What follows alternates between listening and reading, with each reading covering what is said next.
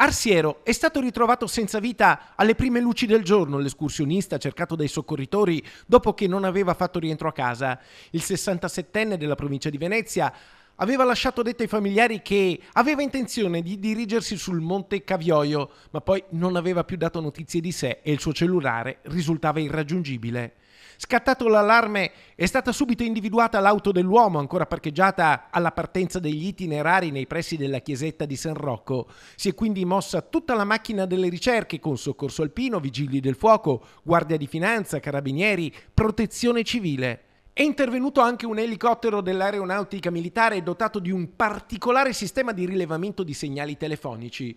I droni dei vigili del fuoco si sono alzati ed è sotto cima neutra che è stato visto uno zaino e più in basso il corpo senza vita.